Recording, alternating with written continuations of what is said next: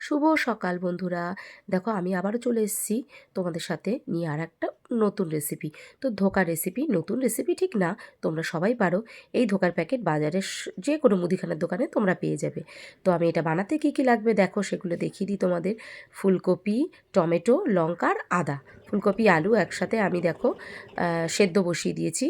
একটু ভাবিয়ে নেব, যেহেতু অসময়ের ফুলকপি, এখনও শীত ঠিকঠাক পড়ে পারিনি, ফুলকপি উঠে পারিনি, সেই জন্য তো ফুলকপি আর আলুটা আমি সেদ্ধ করে নিচ্ছি।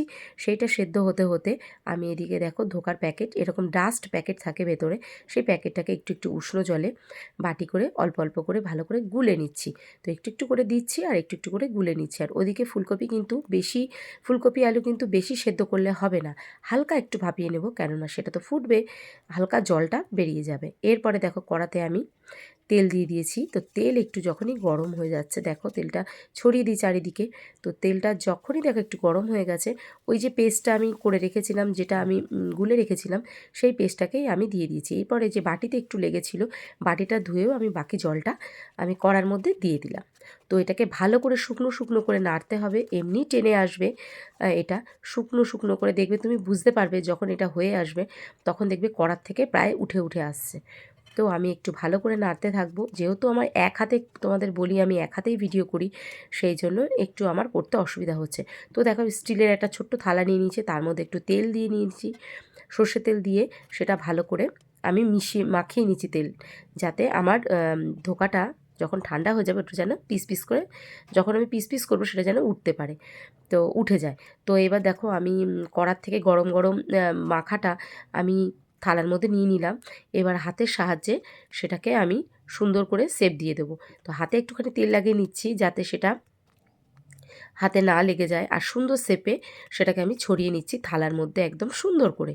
তো এইভাবে আমি এটাকে আমি 2-3 মিনিটের জন্য আমি ফ্রিজে রেখে দেবো, একটু ঠান্ডা হওয়ার জন্য। তারপরে দেখো আমি তো 2 দিকে কড়া বসিয়ে দিয়েছি, বিশাল ব্যাপার আমার। তো এই দিকের কড়াই আমি তেল দিয়ে, আমি বড় কড়াতে তেল দিয়ে আমি এদিকে 5 ফোড়ন দিয়ে দিয়েছি। 5 ফোড়নটা একটু ভাজা, মানে একটু লাল লাল হলেই আমি এর মধ্যে দিয়ে দিচ্ছি সেই সেদ্ধ করা, আর্ধেক সেদ্ধ করা ফুলকপি আর আলু। তো এটাকে আমি ভাজা করতে করতে এইদিকে দেখো আমার কড়া তেল গরম হয়ে গেছে, আর এদিকে ফ্রিজ থেকে বার করে নিয়ে দেখো আমি ছোট্ট ছোট্ট করে বরফির আকারে কেটে নিয়েছি। দেখো কি সুন্দর উঠে আসছে, তোমরা দেখো ঠান্ডা হয়েছে, পিস পিস পুরো একদম সুন্দরভাবে উঠে আসছে। তো এই পিস পিসগুলো একটা একটা করে নিয়ে আমি ছাকা তেলে ভেজে নেব একদম। তো দেখো আমি ভাজা বসিয়ে দিয়েছি, আর এই ভাজা হতে হতে আমি এই পাশে আবার কড়াতে ফুলকপি আলুটাও সুন্দর করে নেড়ে নিচ্ছি। ফুলকপি আলুটাও একটু ভাজা ভাজা না হলে ভালো লাগবে না। আমি এত সিদ্ধ করব না যে সেটা কড়ার সাথে লেগে যাবে, এমন সিদ্ধ করব যেটা ভাজা ভাজা করা যাবে। তারপরে দেখো আমি একটা মিক্সারের বাটির মধ্যে আদা, লঙ্কা, টমেটো দেখো আমি পেস্ট করে নিয়েছি। টমেটো কিন্তু আমি টমেটোর দানা দিই না। তো ওটা পেস্টটা করে নেওয়ার পরে ওর সাথে আমি জিরের গুঁড়ো, লঙ্কা গুঁড়ো দিয়ে আর একটুখানি হলুদ দিয়ে একটু পেস্ট করে নিয়েছি। সেই পেস্টটা দেখো একসাথে আমি ওই ফুলকপি আলু যে ভাজাটা করছিলাম ওর মধ্যে দিয়ে দিয়েছি, দিয়ে ভালো করে কষতে থাকবো যতক্ষণ না তেল ছাড়ছে। এরপরে আমি ওই মিক্সারের যে বাটিটা, ওই বাটিটা ধুয়ে একটু সামান্য জল এর মধ্যে দিয়ে দেবো, দিয়ে আমি নাড়তে থাকবো।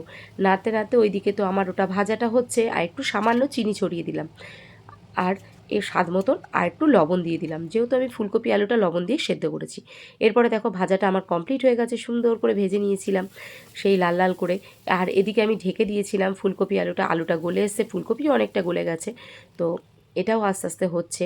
এই পাশে আমি একটু গরম জল বসিয়ে দিয়েছি, যাতে আমি তরকারিতে, যেহেতু আলু আর ফুলকপি সেদ্ধ হয়ে গেছে, ওই জন্য এর মধ্যে আমি একটু গরম জলই দিয়ে দিয়েছি।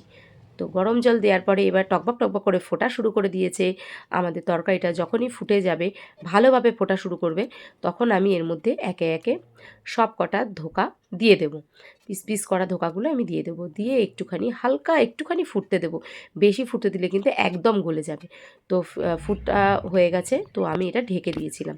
তো দেখো ঢাকনা খুলে তোমাদের আবার দেখাচ্ছি। ঢাকনা খোলার পরে আমি আবারও গ্যাসটা একটু ধরিয়ে দেবো, আর এর মধ্যে দেখো আরেকটু ধরিয়ে দিয়ে যেই একটু গরম করব, আমার ধোকাগুলো দেখো কি বেশ বড় বড় হয়ে গেছে। তো এর মধ্যে একটুখানি গরম মশলা আর একটু ঘি দিয়ে আমি নামিয়ে ফেলবো। তো দেখো আমার এই ধোকার রেসিপিটা যদি তোমাদের ভালো লেগে থাকে, প্লিজ তোমরা একটু কমেন্ট করে বলবে কেমন হয়েছে, আর আমার ভিডিওটাকে একটু শেয়ার করে দেবে। টাটা।